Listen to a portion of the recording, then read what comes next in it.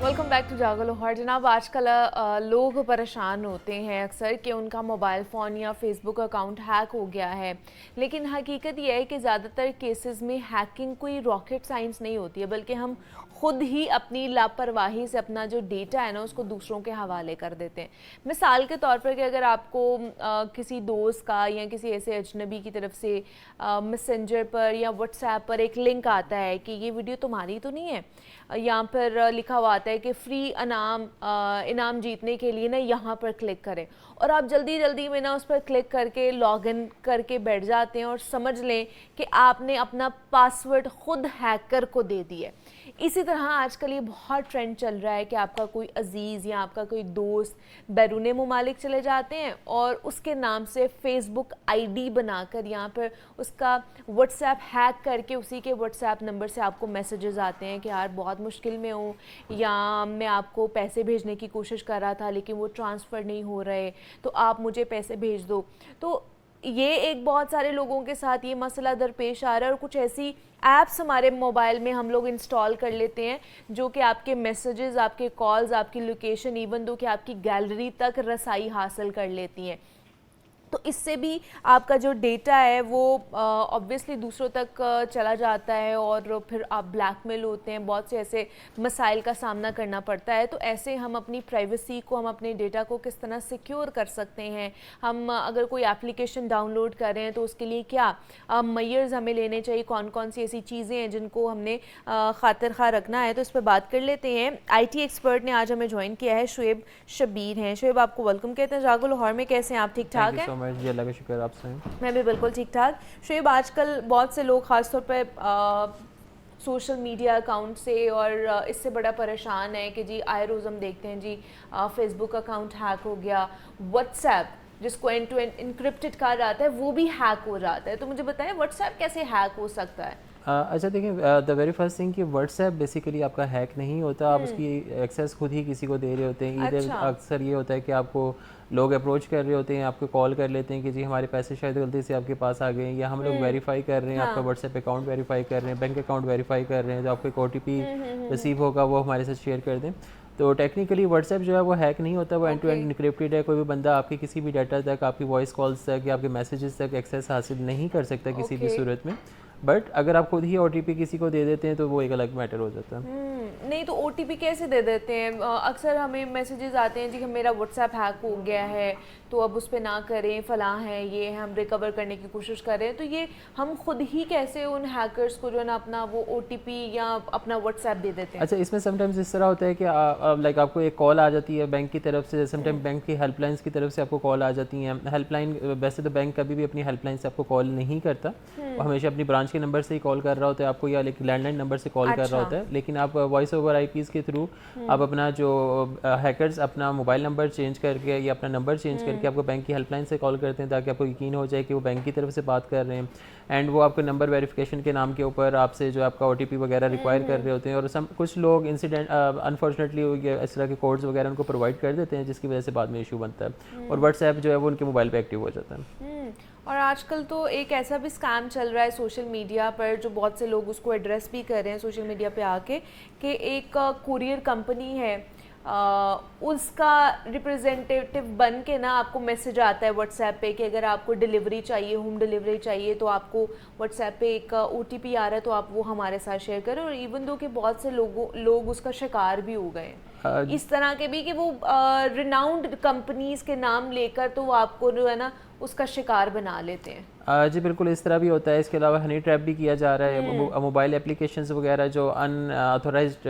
Like Google play store से अगर आप मोबाइल एप्लीकेशन डाउनलोड नहीं कर रहे हैं, एप्पल स्टोर से नहीं कर रहे, आप किसी वेबसाइट के थ्रू या थर्ड पार्टी के थ्रू एप्लीकेशन डाउनलोड कर रहे हैं, तो वो एप्लीकेशंस के पास भी एक्सेस हो सकती है आपकी SMS वगैरह की, आपकी गैलरी की, इन सारी चीज़ों की, कॉल्स वगैरह की। तो इन केस आपको कोई OTP वगैरह रिसीव होता है तो वो एप्लीकेशन जो अपने अनऑथोराइज्ड सोर्सेज के थ्रू डाउनलोड की हुई है वो सारी इन्फॉर्मेशन फैच करके प्रोवाइड कर सकती है अपने हैकर्स को, और then they will proceed with your account इसके अलावा फ़ोन कॉल्स के थ्रू काफ़ी ज़्यादा स्कैम्स हो रहे हैं नॉन कस्टम्स के चीज़ों के नाम पे कि जी हम लोग आपको नॉन कस्टम्स चीज़ें वगैरह जो है वो सेल करते हैं डिस्काउंटेड प्राइसेस के ऊपर, आप टैक्स और एक्साइज की ड्यूटीज़ वगैरह हमें पे कर दें। इस तरह के स्कैम्स भी आपको देखने को मिलेंगे। काफ़ी सारी जो कोरियर कंपनीज, जिस तरह आपने बताया, कोरियर कंपनीज़ के नाम पे भी वो लोग कहते हैं आपके नाम पे पार्सल आया हुआ है बाहर से, आप इतनी अमाउंट पे कर दें, इस अकाउंट में ट्रांसफ़र कर दें, या समटाइम्स इवन वो पेमेंट गेटवेज के मेथड्स भी दे देते हैं। तो कटिंग इट शॉर्ट, लाइक जिन मैटर्स के अंदर हम लोग लालच कर जाते हैं, एक आम बंदा लालच कर जाता है, वहाँ पे उसके फंसने के चांसेस सबसे ज़्यादा होते हैं। नहीं तो हम कैसे फिर इस चीज़ को इंश्योर कर सकते हैं कि फॉर एग्जांपल अगर हम कोई एप्लीकेशन डाउनलोड कर रहे हैं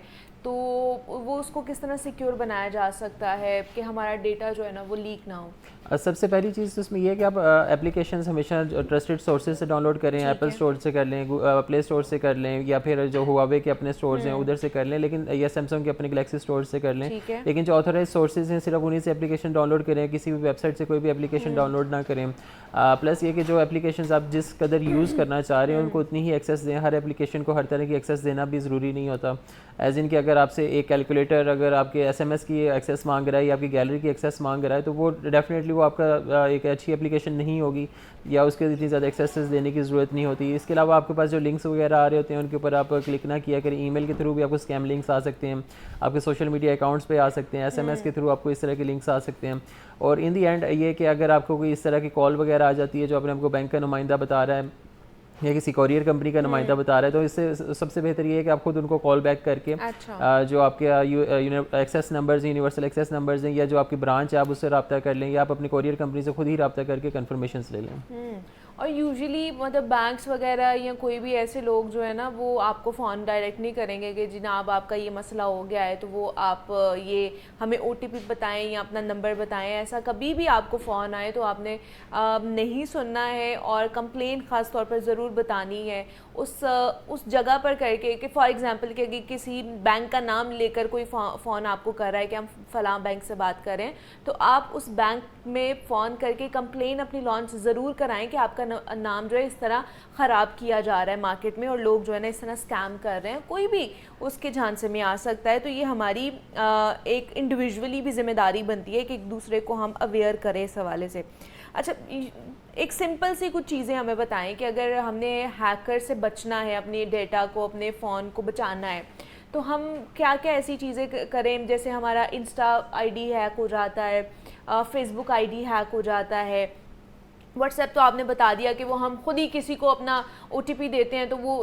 उसकी वजह से हैक हो जाता है, उसको मिसयूज़ किया जाता है। बट फेसबुक और इंस्टा जो है ना वो हैक हो जाता है, तो उसके लिए हमें क्या सिक्योरिटी मेजर्स लेने चाहिए कि जिसकी वजह से वो डेटा हमारा लीक ना हो? अच्छा, उसमें सबसे पहले और सबसे अहम चीज़ ये होती है कि आपके पास सोशल मीडिया के हैंडल्स के ऊपर जो भी रैंडम मैसेजेस वगैरह आ रहे होते हैं, आप उनके ऊपर आए हुए लिंक्स के ऊपर क्लिक ना करें। और अगर समटाइम्स इस तरह होता है कि आपको वो वेट कर रहे होते हैं कि वो आपको कह रहे होते हैं कि जी we have uploaded some files for you, या यहाँ पे आपके लिए कुछ डॉक्यूमेंट्स वगैरह हमने अपलोड किए हैं, या ये हमारे पास कुछ आपकी तस्वीर हैं, आप वहाँ पे जाके लॉगिन करके वो चेक कर लें। जिस टाइम आप लॉगिन पेज के ऊपर पहुँचते हैं वो बेसिकली फेसबुक या इंस्टाग्राम की तरह का ही एक फ़ेक पेज बना होगा, और उस पेज के ऊपर आके आप दोबारा से अपना जब पासवर्ड ऐड करेंगे तो बजाय इसकी, क्योंकि वो फेक पेज होगा, वो सारा डाटा आपका कवर आउट होके हैकर रिकवर कर लेंगे और आपका इंस्टाग्राम या फेसबुक ID हैक कर लेंगे इसके थ्रू। दूसरी जो सबसे ज़्यादा चीज़ होती है कि अब ज़्यादातर लोग अपनी पर्सनल इन्फॉर्मेशन खुद ही सोशल मीडिया के ऊपर डाल रहे होते हैं, समटाइम्स ईमेल्स की सूरत में कि हमारा ईमेल ID ये है, या अगर आपने किसी भी वजह से अपना ईमेल ID डिस्प्ले किया हुआ है कि लेट से आप हायर कर रहे हैं अपनी कंपनी के लिए, आपने CVs वगैरह कलेक्ट करने के लिए अपना पर्सनल ईमेल ID वहाँ पर यूज़ कर लिया, अब उसी ईमेल ID के ऊपर आपका फेसबुक और इंस्टाग्राम का अकाउंट भी है।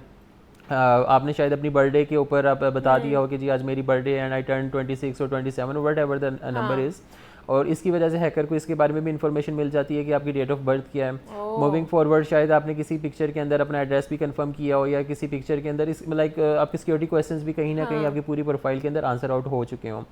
तो इट इज़ ऑलवेज़ बेटर कि जो अननेसेसरी इन्फॉर्मेशन है, पर्सनल इन्फॉर्मेशन है, वो हमेशा हाइड करके आप जो अपने सोशल मीडिया पोस्ट किया करें। और दूसरी बात ये ज़रूरी नहीं कि हर पोस्ट पब्लिक हो, some sensitive post can also be private too. तो लाइक आप जितना कम से कम डाटा आप पब्लिकली शेयर करेंगे उतना आप महफूज रहेंगे हैकर्स के से। अच्छा, दूसरा शुएब ये भी बताएं कि अगर कोई हम वेबसाइट खोलते हैं, गूगल पे भी जाते हैं कोई चीज़ पढ़ने के लिए, कोई ऐसी वेबसाइट खोलते हैं तो उसमें आ जाता है कुकीज़, ऐड कुकीज़, या फिर आप इस तरह की भी वो आती है कि जब तक आप उसको क्लिक नहीं करेंगे आप वो वेबसाइट को एक्सेस नहीं कर सकते हैं। तो क्या ये भी आपके फ़ोन को या आपके डेटा को हैक कर सकते हैं कि आप ये एक्सेप्ट कुकीज़ करें? अच्छा, कुकीज़ के अंदर ज़्यादातर ये होता है कि आप अपने डिस्प्ले साइज़ के मुताबिक आप उनके साथ जो एक बहुत ही मिनिमल सी इन्फॉर्मेशन शेयर कर रहे होते हैं, जिसमें आपका display size, type of screen which device और screen which you are using, that can be use to get back to you. मतलब आप उसको रीटारगेट करने के लिए पिक्सल्स के तौर पे वो डाटा आपका इस्तेमाल किया जा सकता है। अलबत्ता हैकिंग के अंदर उसका इतना ज़्यादा असरअंदाज नहीं हो सकता वो। ठीक है कि उसमें वो जो कुकीज़ करते हैं उसका एज सच कोई नहीं है। तो ये आपके पास भी शायद आपकी नज़र से भी गुजरे हों कि जी कोई दोस्त है या उसके नाम का आईडी बना लिया है और वो पैसे मांग रहा है आपसे, फेसबुक आईडी बना लिया है, तो वो हम किस तरह आइडेंटिफाई कर सकते हैं? अच्छा, मेरे नाम से मेरे ख्याल अभी तक 6 से 7 आईडीज़ में ब्लॉक करवा चुका हूँ अपने नाम से, जो मेरे नाम से लोगों ने बनाई हुई थी। फॉर्चुनेटली कि अभी तक इस तरह का कोई इंसिडेंट हुआ नहीं कि किसी ने पैसे उसको ट्रांसफ़र नहीं किए थे। लेकिन इसमें सबसे अहम चीज़ ये होती है कि आप जिस तरह के अगर आप एक नॉन पर्सनैलिटी हैं या if you have some good contacts या आपको लग रहा है कि लोग आपको फॉलो ज़्यादा कर रहे हैं, तो आप अपने अकाउंट्स को वेरीफाई भी करवा सकते हैं। इंस्टा और फेसबुक के अकाउंट्स अगर आपके वेरीफाई होते हैं तो देखने वाला अमूमन जब एक दफ़ा जिसको पता होता है कि आपका अकाउंट वेरीफाइड है, वो एक दूसरी आईडी से को इतनी जल्दी ट्रस्ट नहीं करता। दूसरे नंबर पे ये कि आप लाइक अगर आपसे कोई बंदा फेक आईडी के थ्रू या कोई एक न्यू आईडी के थ्रू आपसे पैसे मांग रहा है तो इट्स बेटर कि आप वेरीफाई कर लें एक्चुअल पर्सन को कॉल करके, क्योंकि ज़ाहिर बात है अगर आप किसी को पैसे ट्रांसफ़र कर रहे हैं उसके साथ इतना रब्ता तो आपको होगा ही कि आपके पास उसका मोबाइल नंबर हो। तो आई थिंक जितने भी न्यू अकाउंट्स जनरेट होते हैं आप उनके ऊपर इमीडिएटली ट्रस्ट ना किया करें, क्योंकि न्यू अकाउंट्स के काफ़ी ज़्यादा इश्यूज आपको फेस करने पड़ सकते हैं। प्लस अगर आपका अकाउंट वेरीफाइड है इंस्टा का या फेसबुक का, तो you can report the accounts जो आपके नाम पे फेक अकाउंट्स बने हो, तो वो फ़ौरन ब्लॉक भी हो जाते हैं।